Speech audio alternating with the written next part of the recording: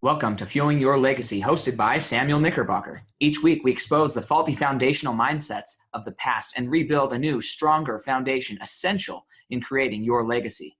We've got a lot of work to do, so let's get started.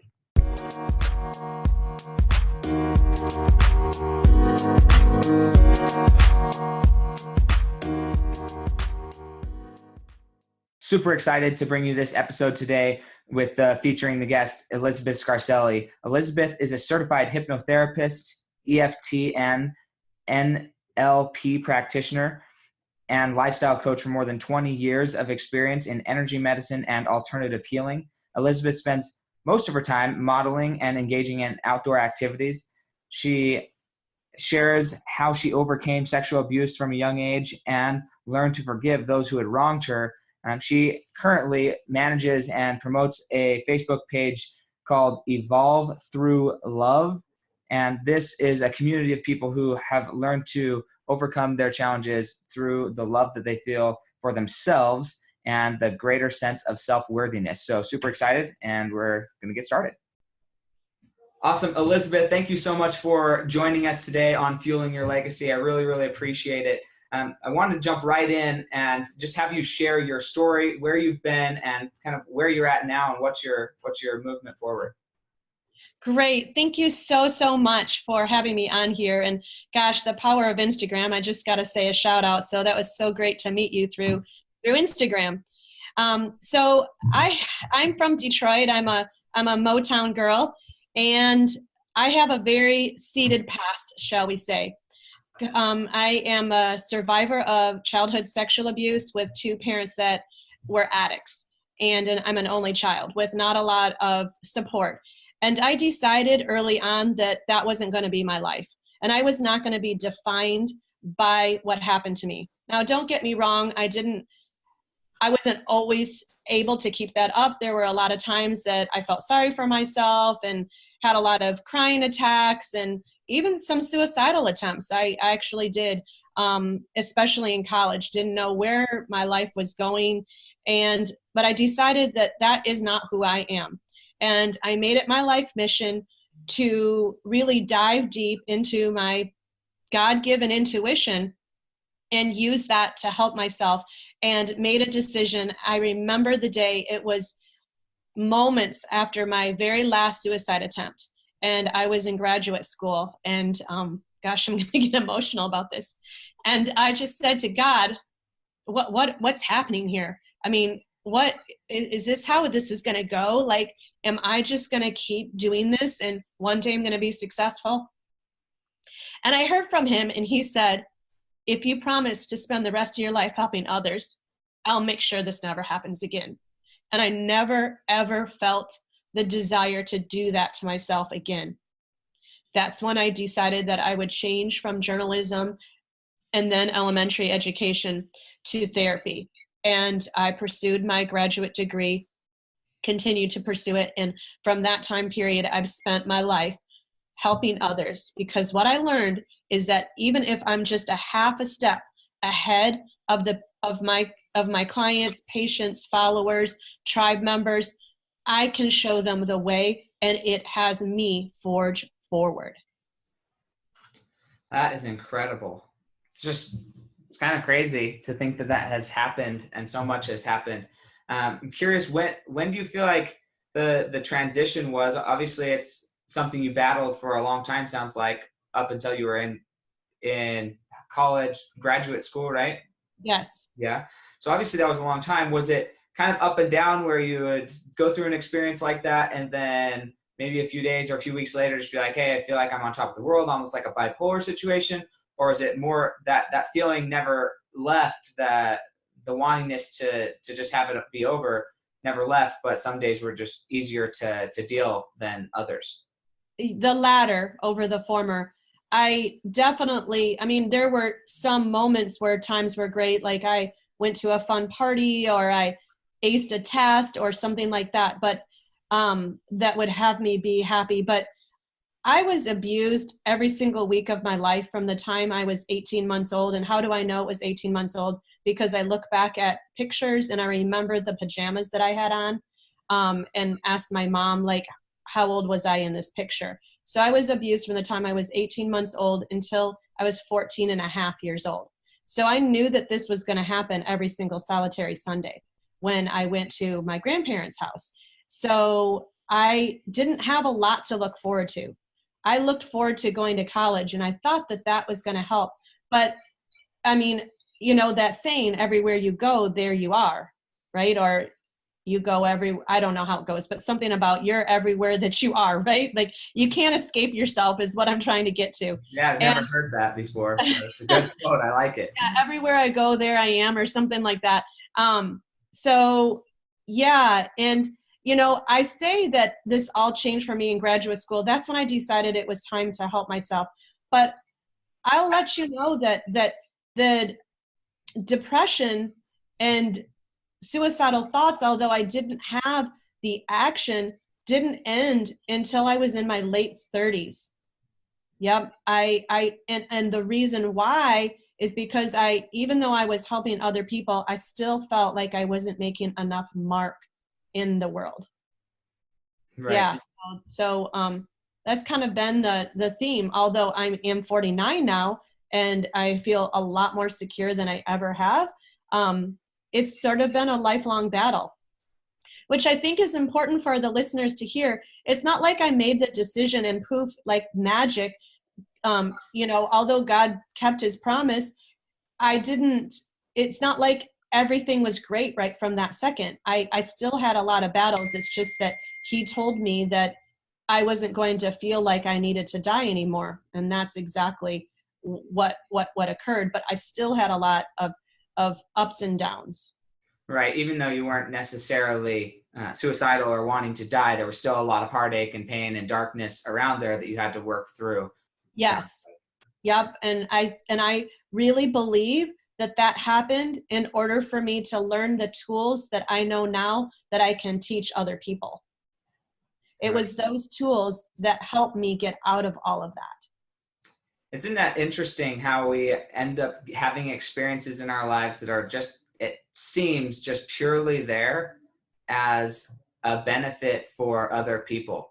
I had an experience, nothing quite so drastic, but there's one experience in my life that I know 100% was just like simply for the I still don't even know where to use it yet. I mean, I kind of can use a little bit of it, but basically it was in high school, and I had 2 or 3 really good friends. I didn't have a lot of friends, but I had 2 or 3 really good friends. And then for about a 2-week period of time, they just straight up would not talk to me. I would go over to their house. I'm like, what's going on with my friends? As soon as they'd see me, they would like run away, purposely avoid me. I was so lost, like more lost than I'd ever been, because it's just weird. I was just like, we were good friends, my best friends, and then just like the flip of a coin, gone. And they were just completely, I felt absolutely 100% abandoned, and there was nobody. And I was like, this is so, wow. It was a lot worse than I'm describing it, because anyways, it's a very good thing now. But I was praying similar to you, just praying like, why is this happening? This is the strangest experience of my life. And it wasn't until I was like, oh, well, this experience is so that you can understand what it feels like to be abandoned. Just so like you can understand what that feels like, so you can help people. And as soon as I accepted that, and I was like, oh, okay, this is an experience for me to learn and grow. And for me, it's not for me. It is for me, but it's really for me to be able to help somebody in the future. And as soon as that happened, legitimately, I'm not even kidding. The next day, my friends started talking to me again. It was like nothing ever happened. And then I would just talk about it with them. I was like, what? Why did you do that for 2 weeks? Like, what the crap? And they're like, we don't actually know. We just felt like we shouldn't talk to you. We just felt like we couldn't be there. So they obviously had feelings on their side to combine and give me an experience that hopefully I'll be able to help other people with. Like, I know what it's like to have that feeling of abandonment, and that can be pretty stressful sometimes. Yeah, I mean, abandonment is the worst. Yeah, I mean, that whole thing of not fitting in, you know, developmentally, this is pretty interesting, that the timing of this. So developmentally, we all, as young as teenagers, hit a point in which we have words similar in our head to do I really fit in? You know, am I part of this group? Where do I fit into all of this, right? And so here you were probably developmentally in that part, and then they actually fed into your story and the development that you were going through, which is, do I really even fit in? Do I belong? Yeah. So you really felt like you didn't belong, and then they showed you that you did. Yeah, it's a cool experience. I'm absolutely grateful for it now. Like after I realized what was going on, it was just complete peace. It's like, oh, like this experience has meaning for a greater good. It has meaning for somebody else. And I need to cherish it, and I need to understand it, and really lean into this feeling of abandonment so that I can then go help somebody else. And just, it's interesting how we can look at an experience, look at, like you've done as well, but look at an experience and say, okay, what's the best possible thing that I can get out of this? And let's go with that. Let's make that our identity. The best possible scenario. That's what I want my identity to be, not some random interpretation of what we think other people meant it to be.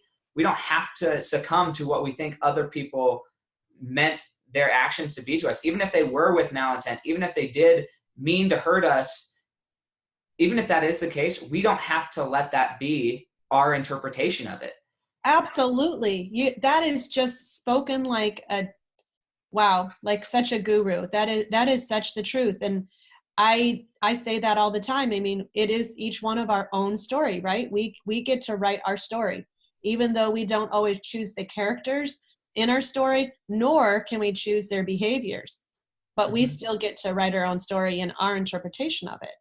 Yeah, absolutely. We have to. It's not just we get to. No, right. We have to. Exactly. Yeah. Yes. We have to. Exactly. Yeah. No, that's what I've definitely found over my life. So I'm curious. I know that we are going to get a little bit into this, but I want to bring it up right now because I feel like it's a good time. How are you now sharing your message? How are you getting your message out to the masses right now? What are you doing for that? Well, it's not quite out to the masses yet. And that has been a struggle, like I think a lot of online entrepreneurs are facing until they hit that pinnacle, which I haven't yet gotten to. So before getting it out to the masses, I really was just singularly focused. I had a pretty big practice in Orlando, Florida for many years, from 2004 to 2000 till I moved to Southern California in 2014.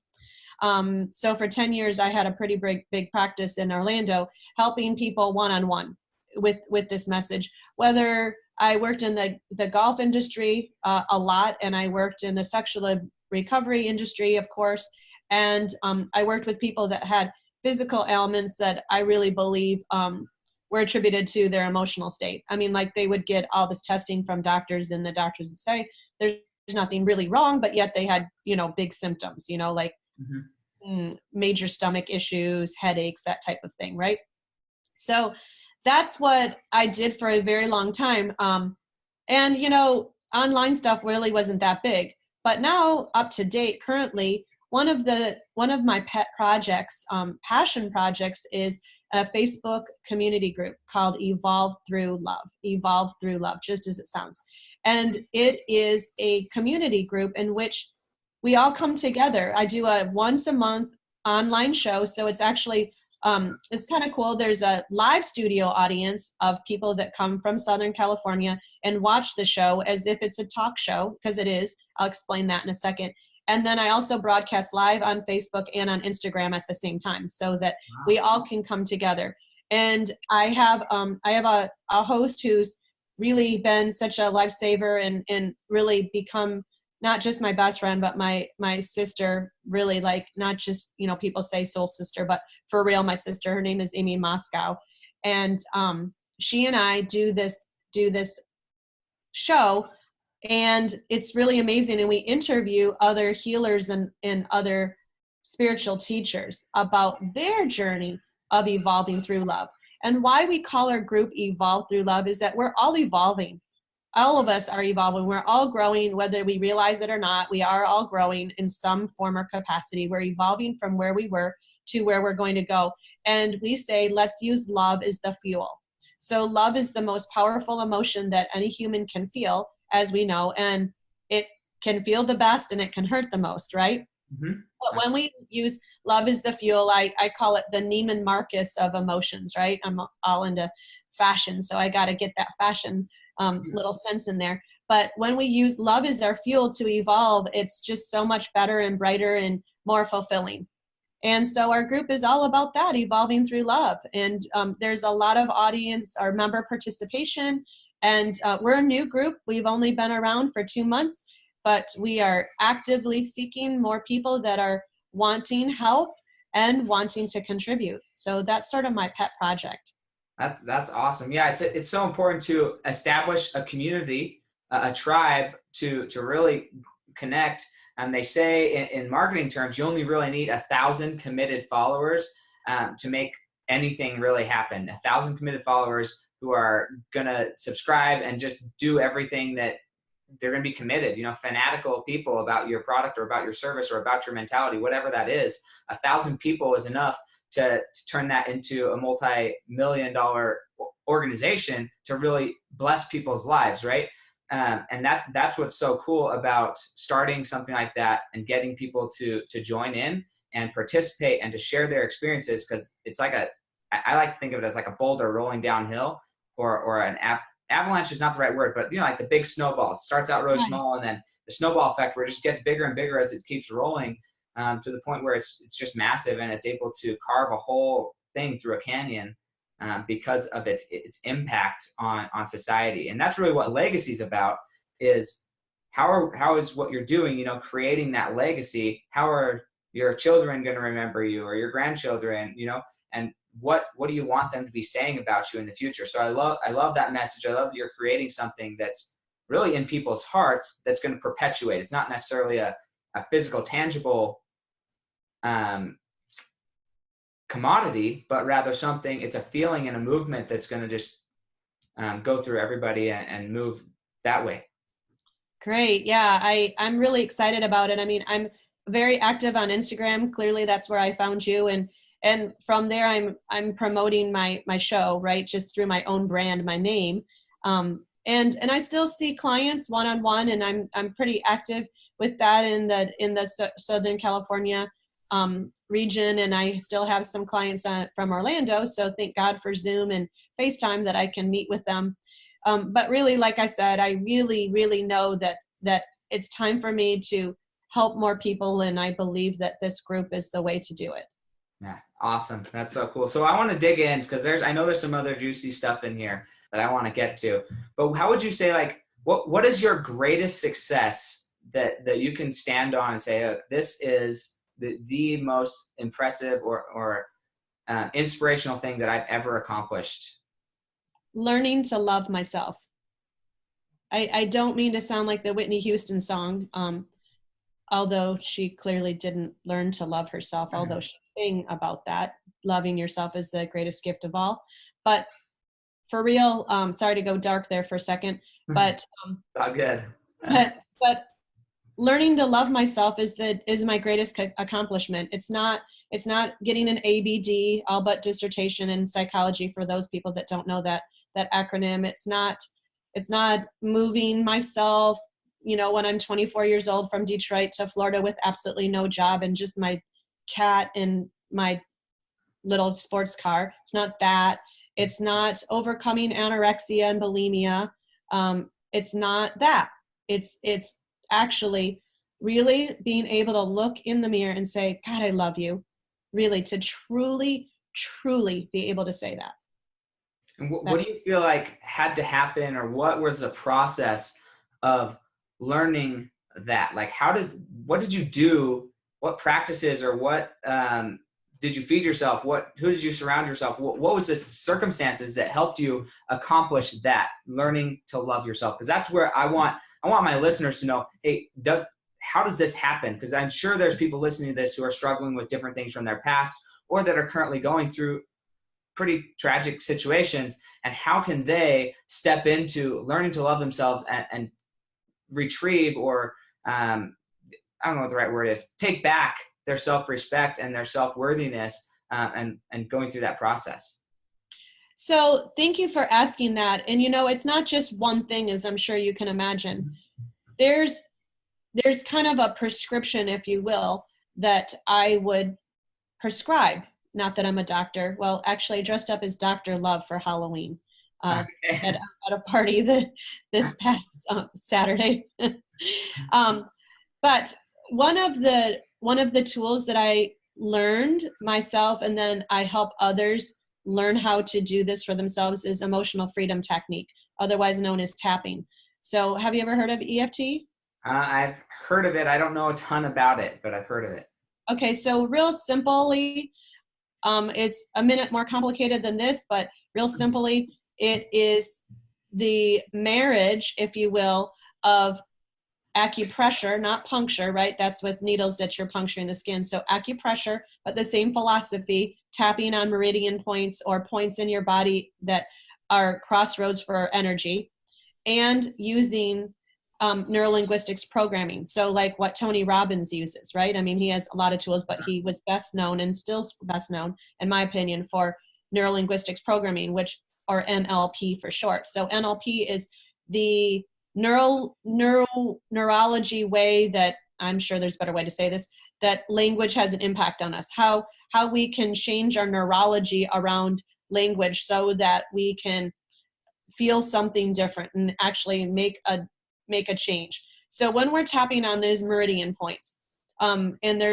they're not just made up points, they're points that have been known from acupuncture, which is an ancient medicine technique. So we tap on meridian points that mostly have to do on the face and from the collarbone up, we'll say, although there is one point underneath the arm, but around that point. So on your forehead, the outside of your eye, under your eye, under your nose, on your chin, on your collarbone, under your arm, on top of your head. And then, of course, the starting point is always the karate chop.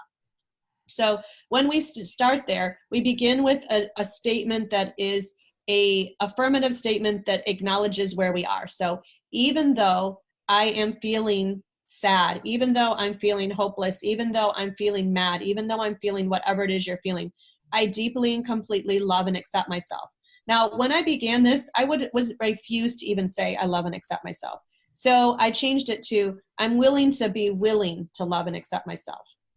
And then that was even too much. I'm willing to consider the willingness that I could love and accept myself. Okay, yeah, I can do that. I'm open enough for that. And so you tap on these spots, and it's amazing what opens up. All kinds of emotions come through, and it's not like ripping the Band-Aid off. They just subtly come up, and then you can tap them out. Now, I know I'm really uncomplicating a system that is a bit more complicated, and there's all kinds of gurus that teach tapping. I wouldn't say I'm a guru, but I am very good at it. But you can find this on YouTube. You can learn how to tap on YouTube. You can do this for free. So that's one of the things that really, really, really, really helped me. Another thing that helped me is a prescription that actually Aimee wrote a book, and but before she even wrote this book, I kind of already thought this. She just surmised it way better than I could. So her prescription in her first book is called Gratitude plus Forgiveness times Love equals Happiness, right? So what I was really going for was happiness. So if I love myself, I'm happy. But what do I need to do to be able to do that? I need to be able to have gratitude, and I need to be able to forgive. I mean, forgiveness, like I was so unwilling to forgive, and I got nowhere in learning to love myself. It wasn't until I could forgive those that did that to me that I could finally see I didn't cause this. I can't cure this, and I can't control this. The 3 C's, right? I can't cause, cure, or control any of this. But I could not get that. I could hear it logically. I could hear it, intellectually, but I could not feel it until I forgave enough that I could get how it was over there that they did that to me. You see? Mm-hmm. So when I could forgive so that I could get to, I didn't cause, cure, or control it, then I was able to be okay of, well, what's not to love? I mean, like, I didn't do anything wrong. I'm just sitting here like trying to live my life and be a decent person. And it's not like obviously I'm no saint, and I've had my fair share of hurting people's feelings, not purposely. Thank God I'm not that type of person. I'm very grateful again that I wasn't made that way to, get off on hurting people's feelings. But I'm sure I know I've hurt people's feelings. I know that I've told white lies. I know that I've cheated on a boyfriend back in the day. I'm sorry if you're listening. I won't name names, but I'm sorry. I really am. But I'm like a human, right? But in order to be able to forgive myself for what I did and forgive others, that and use tapping to help get there, that's really my prescription. Oh yeah, and I have to add in something else too. Believe it or not, the food you eat. What? Random, like so random, Elizabeth. Why are you going there? Because sugar, I'm really not trying to get off on the tangent here, but in my opinion, sugar really isn't the enemy. It will screw with you, especially when you're not in a good place. So when I began eliminating sugar from my diet, I was able to get these concepts a lot quicker, believe it or not. Yeah, no, I completely agree. It's interesting. Food is completely connected to who we are and our actual chemistry of what we're thinking. I studied neuropsychology, so it was not quite, I didn't get a master's or anything, but it's very interesting to think of how the chemicals that you bring into your body, that we breathe, that we drink in, the different things, how that impacts the actual structure of our brain development.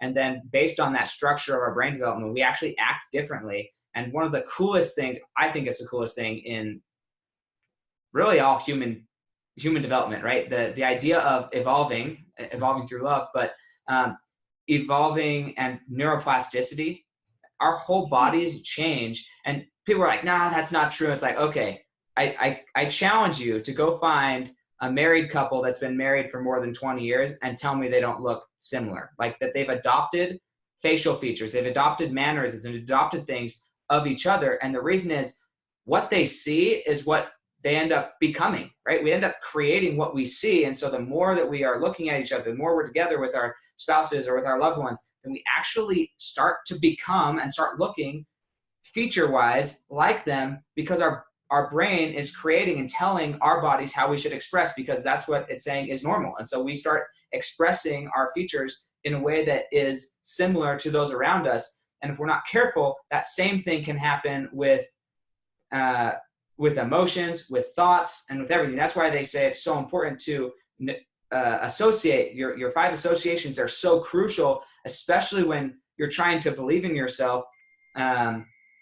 In the podcast I did on Wednesday, I had spoken about this as well. We have to be willing to, if we're around people who are negative or hurting us in any way, spiritually, family-wise, fitness-wise, financially, whatever the case may be, if somebody's hurting you and hurting your ability to create your legacy the way that you want to create it, then out of love for them, it's important that we separate and at least take a few steps back and associate on very, very certain boundary-driven terms so that we can be successful and then in turn serve and reach back to help those people who don't think it's possible yet.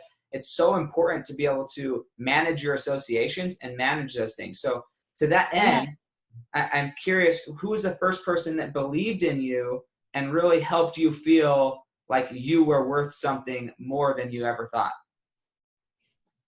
My Spanish teacher in high school, Mr. Mestis. I mean, I know it seems like, gosh, it took till high school, but I mean, it kind of did. So Mr. Mestis, I was really misunderstood in my early years of high school and junior high, because I'm sure it's not a far stretch to imagine that I was pretty sullen and quiet and removed, given everything that I was going through. So I definitely didn't have the outgoing personality that I do now. I mean, clearly I was born to be outgoing, but I wasn't. So, but Mr. Mestis saw something in me, and he would always keep me after class and talk to me. And I just knew that he believed in me. I just knew it. I remember one time he took me, well, he didn't take me. I was on a senior trip, and we went to Mexico. Well, everybody else got to go to the beach. Mm-hmm. I went on a trip to Mexico and was studying, which is fine. It was good. And this is one of the places I wasn't perfect. So I decided to go out with some boys that I met, right? Some Mexican boys that I met out on the town in Guadalajara. This is going back in the mid to late 80s. I don't mean to date myself, but that's how it is.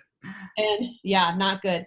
And you can imagine what these boys wanted to do to me and another friend of mine. And I mean, I was out, I didn't come home until 6 a.m. I couldn't figure out, it wasn't because I wanted to stay out that whole time, believe it or not. I couldn't figure out how to get home. I didn't know the name of our hotel. I did, but I didn't know how to say where it was. I couldn't speak Spanish very well. And I was so worried that Mr. Mestis was going to really stop loving me. That's what I thought. I wasn't just afraid that he would be mad at me. I thought that he'd stop loving me. And he came into my room at 6 a.m. and he said, I know you think I'm going to stop loving you. I know you think you pushed me over the edge, but I can't. I'll never stop loving you. That's incredible. And that, like, I hadn't ever heard that from anybody else in my family, or if they said it, I didn't really believe them. But so here was this person who didn't have to love me. I'm his student. He didn't have to love me, but he decided to love me. And he said, so that I would love myself and just see that I made a mistake and I made an error in judgment. Yeah. So yeah, that was a really pivotal moment for me. That's so cool. And it's those small moments like that maybe neither of you actually completely comprehend the impact of that one little moment until years later, when time and time again, when you start to doubt yourself, you think back to that one little moment and think, wow, yes, like that one person believed in me. I know that I'm worth it. I know that I can accomplish that. And it's that one little thing that completely transforms your life. And for those people who are listening, I've had those experiences. Elizabeth's had those experiences. It's so important that once we have those experiences and we realize what those little things have done for our lives, if at all possible, go back and share that experience with the person who changed your life. Go and express that gratitude. I really wish I could. And Mr. Mestis is no longer with us. Neither is my grandfather, who was the one who helped me believe in myself. And it's an interesting thing, but it's also a really awesome thing for me, because that is what I get to go and believe in others. I get to go help them live their legacy and then share his legacy of believing in people and loving them unconditionally and being able to identify their gifts and help them see that. I get to then go help him be part of that, and I can share his legacy with him and with those around me. And so for me, my way of going and sharing and expressing gratitude for that is to share it with others and make sure that other people feel that same, even if it's just one little thing. I have no idea when that's ever going to happen. So I do my best to just always believe in people, always be kind to people. I, like yourself, am not perfect, right? I wish I was, maybe, but I think you learn through failure a lot. I think I learned through failure a lot. And I think that my life every day turns out exactly how it's supposed to turn out for me to learn lessons and to grow more. So if it ends up that I do something that I shouldn't do, on the back end of it, I'm excited that I get to learn and become better. So it's just those small things that absolutely are able to change our lives. How does that contrast for you when it comes to the naysayers, all those people that didn't believe in you? Tell us the story of your biggest naysayers and how you were able to separate them off and protect your mind and your self-worthiness from listening or believing your naysayers. I don't remember what I told you. Can you give me a hint? Can I give you a hint? Well, it's better if you just tell me what you think right now. No. It was more about your family. Yeah, that's what I thought. Yeah, so I would say that my naysayers really was part of my family. Not all of them. I mean, really, I guess it's hard to say this. Like, so I was fortunate that I wasn't bullied a lot in school, like so many people have had to deal with. I think I was so, I don't know, maybe God protected me because, I was so down and out that I couldn't handle that also. So, but, you know, really, it was my family that were the naysayers, but it's, you know, it's a weird question to answer right now, because I get that they were just inside of their own illness and they didn't believe in themselves. How can they believe in me? I mean, they had it in their mind that life is hard and life sucks. I mean, from all evidence of looking at their life, it was hard and it sucked. So why wouldn't they try and tell me that life is hard and it sucks, and just you wait, being an adult really is awful? God, I mean, being a child was awful. I couldn't imagine what being an adult would be like if it was awful. But I didn't ever believe that. I didn't ever believe that it was going to be awful, because I knew that I would have choice. I knew that I didn't have to listen. I didn't have to be around all of that anymore, that I could live where I wanted to live and live with who I wanted to live. So, I mean, I guess I would say that I never really saw them as naysayers that much. No, that's good. I think it's a pretty good balance between people that I've interviewed or talked to, how they view their past and the people that have held them down. And a lot of times I feel like it comes down to what stage of their development are they in? Yes. If I had asked you that question 20 years ago, I may have had a different answer than what you just said. Oh, yeah. And yeah. that's what's so fascinating to me is once somebody learns to forgive, learns that they're of infinite value and infinite worth, and they've identified and they're comfortable with themselves, they can look themselves in the mirror, they can have a conversation with themselves and be comfortable conversing with themselves because they love themselves, you know, and they want to get to know themselves better. Once they reach that point, then it really becomes every experience in life happens for you rather than to you. And right. it's exactly. it's that perspective that allows you to say, to then go into somebody else's perspective. Often I talk with people and they say, well, how can you really put yourself in somebody's shoes? It's like, look, I can do that. I can surrender my whole belief system to go and step into somebody else's belief system or shoes, because I'm confident in mine. Like, I'm not scared of losing mine, so I'm not scared of going into somebody else's. But when you're scared of, if I go and try and think like this murderer or this rapist or whatever, like if I put my mind and try and understand things from their point of view, then what if I become them? It's like, no, it's not like that. It's about how do we have empathy? How do we solidly be where we are, but also go and see where they're at? If we don't know where they're at and know what they're thinking, there's no way that we can help guide them to a brighter future. We have to be able to go and put ourselves in their shoes. And that is a certain level of forgiveness. It's a certain level of compassion that comes after forgiveness. Forgiveness, that in my mind, and this is just my mind, I haven't had anybody explain this to me this way. It's just what makes sense in my mind. There are a few different levels of forgiveness. One is, okay, we're separated and I can forgive you, but I don't ever have to be around you. I don't ever have to think about you. And yes, I understand that there was whatever, and you stay over there and I'm going to be here.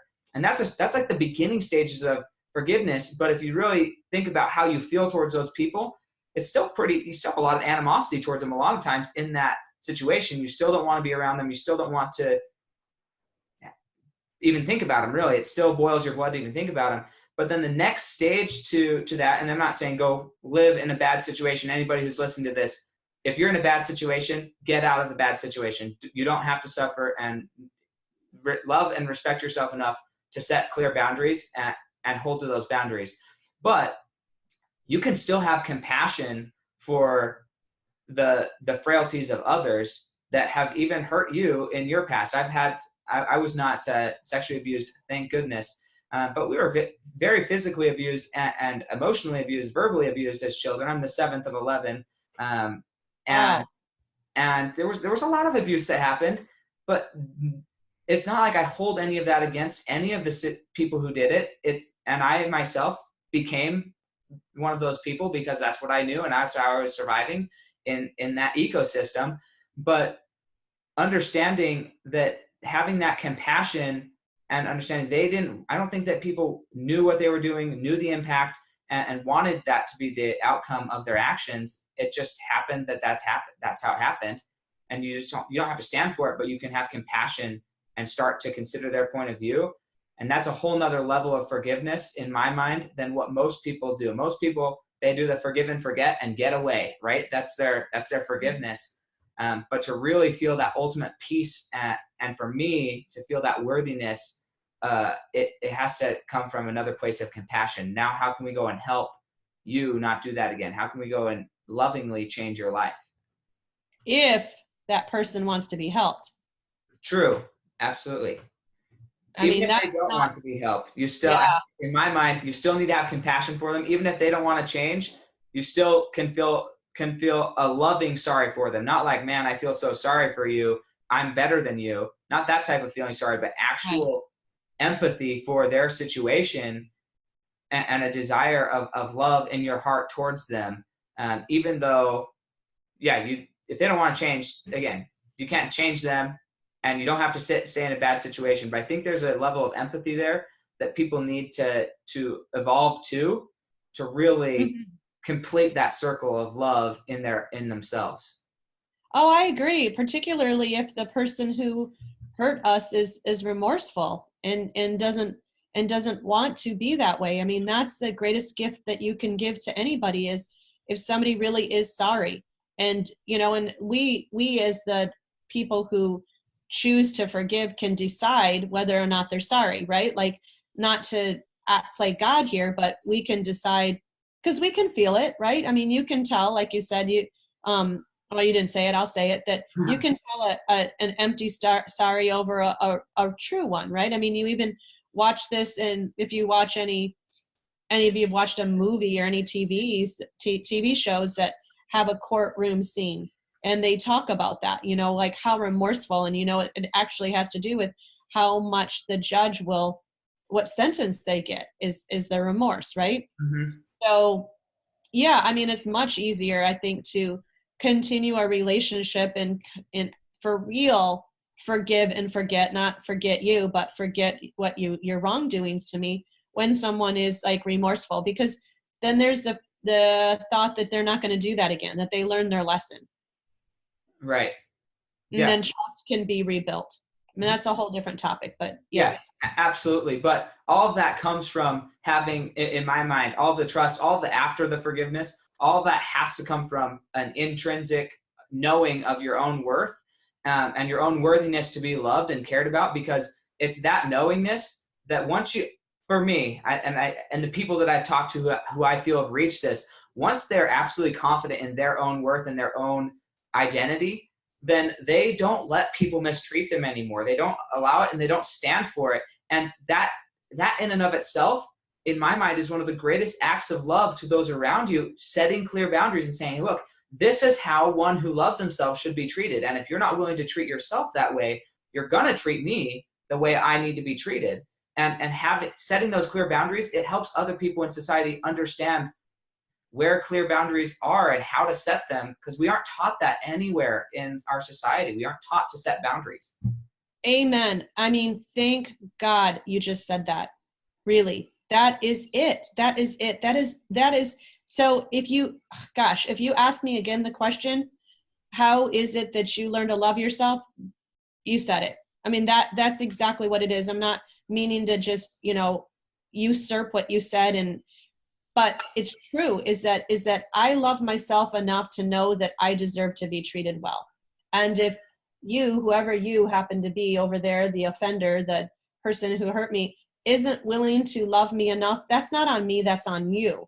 And I can still see, like you said, have compassion for you on what's going on with you, that you're unable to do that, and know that it's not personal. They're not choosing to not love me because of me. They're not able to love. They're not able to love themselves. They're not able to really probably treat anyone right. Yeah, absolutely. I know, like, looking back at past relationships, on boys that hurt me, because there's always a lot of that before you find the one, right? Mm-hmm. And thinking, oh, great, oh my gosh, I can't believe it, they treated me so bad. I bet they're going to go and find another woman and they're going to treat her like a queen. No, it never, ever, ever, ever, ever happens. I can't begin to tell you how many conversations, thank goodness through the power of social media, that past boyfriends have talked to me, and not like they came to me. It's not like I'm like a priest or some pastor or something that they're coming and confessing their stuff, right? But we just like got reacquainted, and they're telling me like what's going on with their life, and they just keep repeating the same wrongs over and over and over again. So not that I'm happy for them. I don't mean to sound any kind of joy in my heart for that. I'm just saying that that was just told me it's not personal. They didn't mistreat me because of me. Mm-hmm. They mistreated me because they mistreat themselves. Exactly. It's so interesting that what you see on the outside of somebody's actions is really how they view themselves and how they're accountable with themselves and how they're treating themselves. And that's why I think, for me, I think self-worthiness and self-belief, self-esteem, self-confidence, all of those things are so crucial when it comes to building a long-lasting legacy. Because if you're building up a facade, that facade cannot withstand the test of time if it's not absolutely who you are willing to die for it. If like in my podcast on Wednesday, I talked about like Nelson Mandela, Mother Teresa, these Martin Luther King Jr., these people who are literally, they're giving their lives for what they believe in, and they aren't perfect. None of these people were like saints in the fact that they never made a mistake. They all had a past, a lot of them, some kind of a sordid history, but that didn't diminish their message or what they were trying to get across on a greater scale, what they believed their identity was and their purpose. But you have to be willing to get to know yourself. And I believe that each individual really has their own unique purpose in life, their own unique for sure. thing that they're supposed to bless the world with.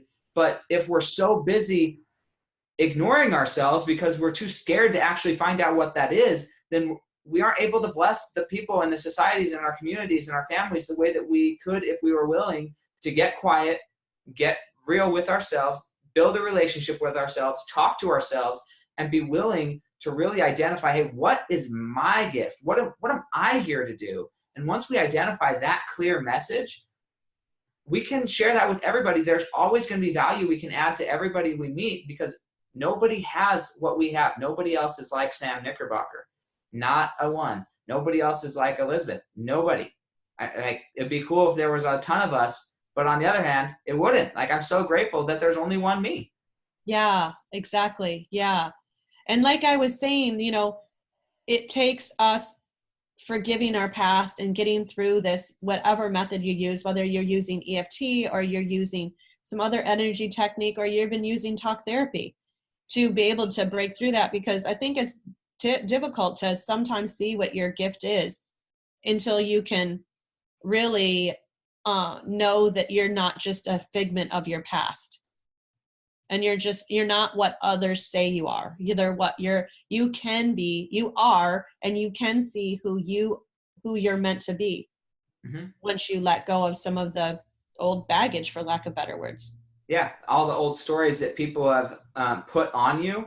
You don't have to carry their stories of you around. You can create your own story, and we want people to. And so that's kind of we're wrapping up here with some of the last few questions, but I want to ask, how did you know that you were going to be an entrepreneur? How did you know that you were going to go and build a legacy for yourself rather than going and working and fulfilling somebody else's legacy? What was that journey like, making that discovery? Well, as I said, I'm an only child, and I'm the only child to 2 addicts. My dad is in recovery, or has been in recovery, for a very, very, very, very long time. So, well, in my world, he's recovered. I know that some people will say that you always are in recovery, but whatever, I say he's recovered. But that being said, I had 2 parents that, weren't completely capable of providing and taking care of me, fully. And because of that, I learned how to do things very, very early on for myself. And I didn't have, somebody telling me, do this, do that, do this, do that. And I've never really been good at taking direction. When I was good in school, I was able to listen to what the teacher said and didn't argue back or sass back or anything like that. But Then when it got to the work world, I just knew that I didn't want to just do what someone else thought that I should do, or the way they wanted it to be done. I just have never been a follower. I just kind of knew that I knew the way that I wanted things done. I'm not saying that my way is the best way at all. I just know that I'm not great at following direction. So some of being an entrepreneur was just because no, I'm not listening to what you tell me to do. Yeah, you're not great at following direction from others. But that's okay. In my mind, the inner direction is the most important direction. Right. And that is a skill that I would prefer people learn to follow their inner direction. Yes, there's a few bad apples out there that have some screwed up compass inside themselves, and bless their hearts, and we need to help them regain their bearings. But somebody who can really understand and apply their inner compass and follow their inner direction without fear of other people, that is what's truly inspiring. I don't think that Bill Gates or Elon Musk or Mother Teresa or Gandhi, I don't think these people were super concerned about following other people's directions. They were concerned about, hey, we have an inner compass, and no matter what anybody else says our compass does, we know it points north, and we're going north, like it or not, right? And that is so valuable. And that's what makes a great leader. That's what makes somebody truly inspiring, is being able to harness their inner compass and express it and share that with other people, and help give guidance to other people who aren't quite sure of their compass yet. Give guidance to those compasses inside of each of ourselves. So, I mean, that's really great. And I mean, it echoes back to what you earlier said, that if you can get quiet and you can listen to what your gifts are, if you can get quiet, then you can hear your own intuition or inner compass, as you were using that great analogy. And I know that's what got me through. I said that at some point in the beginning of this conversation, is that my intuition told me what was right and what's wrong. I really always listened to the intuition. And that's how I knew that when I was being abused, that it wasn't me, that it was that, because my intuition said this wasn't right. My intuition told me you don't deserve this. My intuition told me you didn't cause this. I maybe didn't use those words because I was a kid, but that's what it said. It told me that was wrong and not I'm wrong. Right. Yeah, the circumstances were not right, but the individuals, I mean, it's just that's a whole nother topic about who are you actually. Try and identify you. Close your eyes and tell me exactly where you are. That's a whole nother thing, trying to pinpoint where you are in space. Yes. It's a very interesting exercise to really identify. But so I'm curious, out of all of your reading, out of all of your experiences, what 2 books would you say were the absolute most impactful in your life and helped you accomplish the greatest growth and feelings of self-worthiness? Well, one of them I already mentioned, which was Aimee Mosco's book that you can find on Amazon, Gratitude plus Forgiveness times Love equals Happiness. That is really a manual that I use every single solitary day. Super easy, tiny segments to digest, a half a page at a time, really food for thought. And that's helped me so much. Even the title just reminds me that if I'm not happy, what part am I missing? Am I not in gratitude right now? Who am I not forgiving? And what am I not loving? That's why I'm not happy. So even just the title itself is another prescription to live by. And before I knew about that book, I've been a huge fan of Wayne Dyer. I feel like he could have been my grandfather, and I kind of wish that he was, I just really, really loved and still love the man, even though he's not here on earth with us. And as you know, he's written tons and tons of books, and I've read and reread all of them. But one that particularly sticks out to me is There's a Spiritual Solution to Every Problem. And it goes into everything that you and I are talking about. It's because that there's a reason that everything happened. And if you can find the spiritual solution in it, if you can find the lesson in it, then you're going to be okay. Mm-hmm. Yeah, absolutely. That's awesome. So both of those books I'm going to have linked in the show notes here on Amazon. So if you guys want to go check those out, you're more than welcome to. I think that something that's changed my life is the absolute persistence in reading and learning more and never stop learning. It's so interesting to me as I meet with people, they say, I'm done with college. I'm done learning. I'm just going to go get a job or something. I'm like, man, for me, I never graduated. I'm never done learning. I'm constantly trying to develop myself, constantly trying to become better, better than the person I was yesterday. And that's my goal every day. Am I better than the person I was yesterday? Did I show up better for my family? Did I show up better in my faith? Did I show up better in my fitness? Did I show up better financially? Am I making better decisions? Am I creating that legacy that I want? Am I continually every day doing better? Sometimes every hour, am I showing up better every hour? Whatever it takes, whatever amount you can focus on. If it's 5 minutes, focus on 5 minutes. Hey, I'm going to make good for the next 5 minutes, whatever that is. But constant improvement, and books have completely changed my world and given me the tools to really self-assess where I'm at and where I'm headed and what's the quickest pathway to get there. That's amazing. I absolutely agree. I'm always learning too. I kind of get teased about it, actually. Like, tonight's Halloween, and so many people are asking me what I'm doing, and I'm actually taking a class by choice. I'm choosing to take a class because that's just really where I want to be, is learning something that is valuable to me. So yeah. I'm not saying I'm better than anyone else. I'm just saying that again, I'm always learning and growing and evolving, right? Yeah, hopefully always evolving. And to that end, I'm curious, what is holding you back from your next evolution? What's holding you back from reaching the next level in your life, where you want to accomplish? I believe lack of clarity. There's so many things that I want to do. There's so many things that I have done and avenues that I'm interested in. My husband and I own a weight loss clinic in Palm Desert, California. So there's that, right? I mean, completely different than this. Then there's the show Evolve Through Love. And then there's the clients that I'm helping with tapping. And I mean, on and on and on and on. So I really believe that the only thing that is holding me back, and all that is holding me back, is picking a lane and staying in it. Yeah. And that can be hard sometimes. It's so hard when I have so many interests, but I do pick a lane and stay in it. I'm quite ADD. I know that. I'm sure that if I was in this school system now, they try and shove Ritalin down my throat. If they even give that, I don't even know. But yeah, I completely. I'm like, how are you doing? Oh, there's a bird. Oh, great. I mean, like, oh my gosh, I'm so easily distracted with shiny, pretty objects. So. Yeah, no, that's one of the hardest things. There's a quote by, I guess somebody had asked Thomas Edison what his secret to success was. And he said, when I wake up, I focus on a few things. When most people wake up, they focus on many things.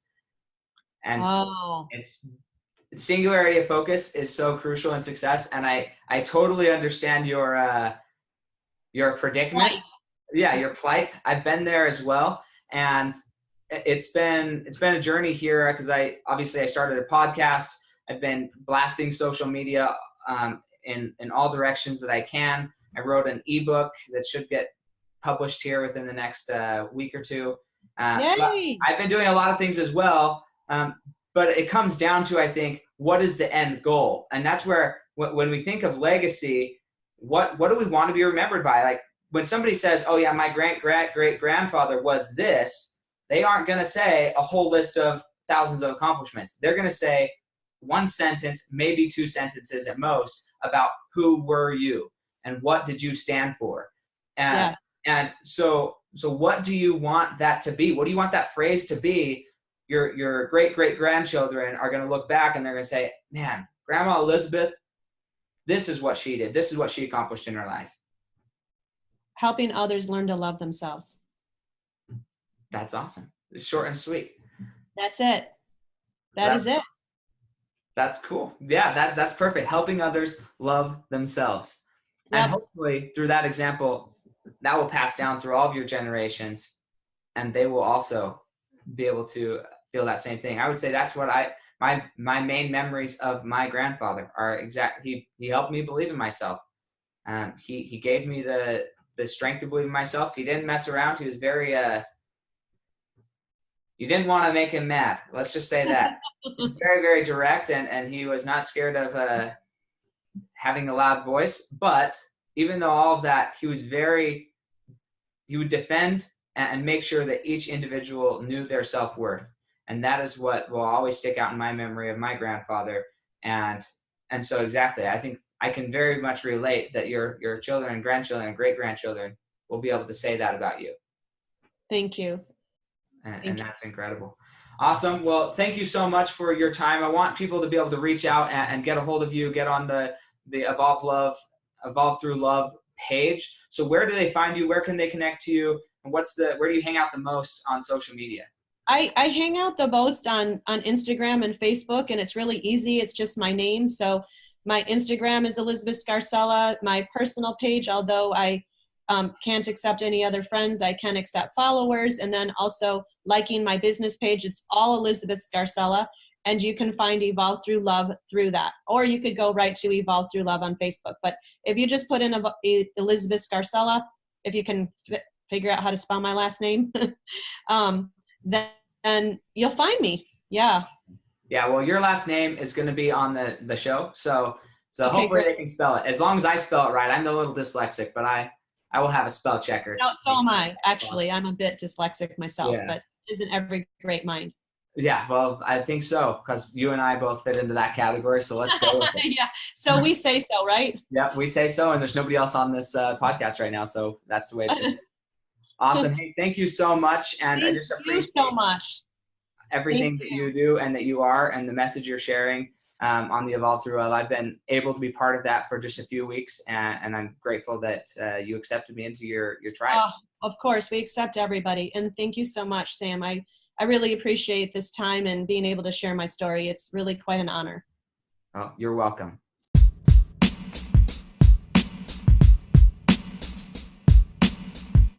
Thanks for joining us today. If what you heard resonated with you, please like, comment, and share on social media. Tag me so I can give you a shout out on the next episode.